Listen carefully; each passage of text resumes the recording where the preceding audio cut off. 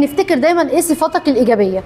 كل ما تحس عيب فيك او حد ينتقدك او تفتكر حاجه مش كويسه فيك او تقع في مشكله او تفشل في حاجه، بس انا عندي وعندي وعندي، واللي خلى عندي المميزات دي يخلي عندي اكتر منها كمان. انا عندي القدره واقدر اغير واقدر اعمل. انا والله كنت في نقطه القوه بتاعتي كاتبه ان انا بعرف اغير من نفسي، ان انا مرنه، ان انا بعرف اتعلم. طب ما يلا اتعلم تاني واعمل تاني. فدايما صفاتك الايجابيه هتخلي عندك ثقه بالنفس. لو حد جه قال لك ان انت فيك عيب معين، مجرد احساسك ان انت عارف ايه صفاتك الايجابيه هتخليك تتقبل ان انت تسمع انك فيك عيب.